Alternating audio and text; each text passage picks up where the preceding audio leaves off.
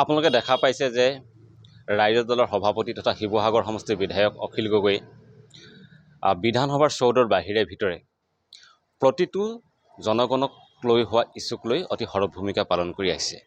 কিন্তু যোৱা দুদিন ধৰি তেখেতে অসুস্থতাৰ বাবে বিধানসভাৰ অধিৱেশনত অংশগ্ৰহণ কৰিব পৰা নাছিল। তেখেতে কিছু কালি গাটো ভাল পাইছিল দেখি আজি তেখেতে বিধানসভাত অংশগ্ৰহণ কৰাৰ কথা আছিল। আৰু বিধানসভাত অংশগ্ৰহণ কৰাৰ কাৰণে তেখেতে নিজাববীয়াকৈ এটা প্ৰস্তুতি চলাইছিল যে তেখেতে আজি এখন ফেষ্টুন লৈ বিধানসভাৰ চৌহদৰ বাহিৰত এটা প্ৰতিবাদ সাব্যস্ত কৰিব। মই এখন দেখাই দিব বিচাৰিছোঁ। এইটো আছিলে কাৰ্টুন, তাত আপোনালোকে দেখা পাব, জুম কৰি দিলে তাত এটা বাক্য লিখা আছিল। ফটোখন মই দেখাই দিছোঁ। তাত এটা বাক্য লিখা আছিল যে মিয়া অ' মিয়া ২৬ৰ বৈতৰণি পাৰ কৰি দিয়া। এই ফ্লেক্সখন প্ৰিণ্ট কৰাৰ কাৰণে আজি ৰাতিপুৱা ৮ বজাৰ পৰা আমি যিটো প্ৰিণ্টিং প্ৰেছত এই ফ্লেক্সখন প্ৰিণ্ট কৰিবলৈ দিছিলোঁ, সেই প্ৰিণ্টিং প্ৰেছটো তেখেতসকলে ঘেৰাও কৰিছে, তেখেতসকলৰ মালিকক হাৰাশাস্তি কৰিছে। এইটো সঁচাকৈ এটা দুৰ্ভাগ্যজনক কথা যে আপোনালোকে নিজেই দেখা পাইছে, মই আপোনালোকক দেখুৱাই দিছোঁ। ইয়াত কোনো ধৰণৰ বেআইনী ফটো দিয়া হোৱা নাই, এটাও বেআইনী শব্দ প্ৰয়োগ কৰা হোৱা নাই। তাৰ পিছতো কি কাৰণে গণতান্ত্ৰিকভাৱে প্ৰতিবাদ সাব্যস্ত কৰিব বিচৰা এজন বিধায়কৰ অধিকাৰ এইদৰে খৰ্ব কৰিব বিচৰা হৈছে? কি কাৰণে এটা প্ৰিণ্টিং প্ৰেছক ৰাতিপুৱা ৮টা বজাৰ পৰা এইদৰে ঘেৰাও কৰি তেখেতসকলক হাৰাশাস্তি কৰা হৈছে?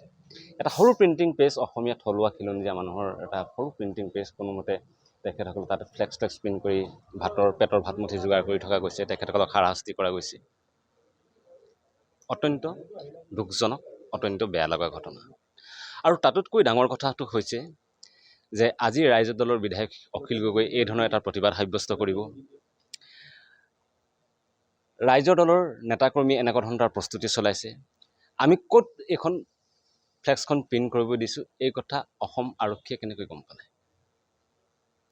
এয়া নিশ্চিতভাৱে ফোন টেপিং কৰি চোৰাংচোৱাগিৰি কৰা হৈছে। অত্যন্ত ভয়ংকৰ দিনৰ আগজাননী। হিমন্ত বিশ্ব শৰ্মা চৰকাৰৰ পুলিচে, হিমন্ত বিশ্ব শৰ্মা চৰকাৰৰ গৃহ বিভাগে ফোন টেপিঙেৰে যে বিপক্ষ দলৰ নেতাকৰ্মী, ৰাইজৰ দলৰ নেতাকৰ্মী চোৰাংচোৱাগিৰি কৰিছে, স্কুপ গেট চলাইছে, সেই কথা আজি অতি স্পষ্টকৈ প্ৰমাণ হৈ গ'ল।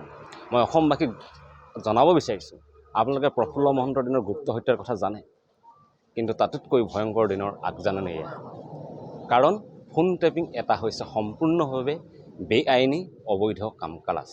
এইদৰে যদি ফোন টেপিং কৰি মানুহৰ ফোন টেপিং কৰা হয়, বিপক্ষ দলৰ নেতাকৰ্মীৰ ফোন টেপিং কৰা হয়, তেতিয়া গণতন্ত্ৰ বাচি থাকিবনে? তাত আমাৰ বিপক্ষ দলৰ নেতাকৰ্মীৰ জীৱন সুৰক্ষিত হ'বনে? প্ৰতি মুহূৰ্ততে আমি আজি অসম আৰক্ষীৰ চোৰাংচোৱাৰ নজৰত। আমি কেনেকৈ চোৰাংচোৱাৰ নজৰত? তেখেতসকলে আমাৰ ফোনবিলাক টেপিং কৰি থৈছে। আজি আমাৰ কেৱল গণতান্ত্ৰিক অধিকাৰী খৰ্ব কৰা হোৱা নাই, আজি আমাৰ জীৱনৰ প্ৰতিও, জীৱনৰ নিৰাপত্তাৰ প্ৰতিও ভাবুকি আহিছে। আমি ভাবিব লগা হৈছে এইদৰে যদি প্ৰতি মুহূৰ্ততে আমি যদি অসম আৰক্ষীৰ নজৰত থাকিব লগা হয়, প্ৰতি মুহূৰ্ততে যদি আমাৰ ফোন টেপিং কৰি আমাৰ চাল চলন, আমাৰ কথা বতৰা যদি তেখেতসকলে চোৰাংচোৱাগিৰি কৰি থাকে, আমাৰ জীৱনৰ কিবা নিৰাপত্তা থাকিবনে? এয়া প্ৰফুল্ল মহন্তৰ গুপ্ত হত্যাৰ দিনতকৈ ভয়ংকৰ দিনৰ আগজাননী নহয়নে? মই এইবিলাক কথা অসমবাসী ৰাইজক ভালদৰে গমি পিটি চাবলৈ অনুৰোধ জনাইছোঁ। আৰু মুখ্যমন্ত্ৰী হিমন্ত বিশ্ব শৰ্মা ডাঙৰীয়াকো আহ্বান জনাইছোঁ, এইদৰে ফোন টেপিং কৰি চোৰাংচোৱাগিৰি কৰাটো বেআইনী নহয়, অত্যন্ত জঘন্য আৰু নিকৃষ্টতম এটা কাম। এনেকুৱা ধৰণৰ কামৰ পৰা বিৰত থাকিবলৈ আপুনি আপোনাৰ গৃহ বিভাগক, আপোনাৰ আৰক্ষীক আপুনি নিয়ন্ত্ৰণ কৰাটো এজন মুখ্যমন্ত্ৰী হিচাপে, এইখন ৰাজ্যৰ অভিভাৱক হিচাপেও আপোনাৰ দায়িত্ব। আমি নাজানো, কাৰণ আমি এটা কথাই গম পাইছোঁ যে আমাৰ ফোন টেপিং হ'ব লাগিব, কাৰণ ফোন টেপিং অবিহনে আমি ক'ত এখন ফ্লেক্স প্ৰিণ্টিং কৰিবলৈ দিছোঁ সেই কথা অসম আৰক্ষী কেনেকৈ গম পাব?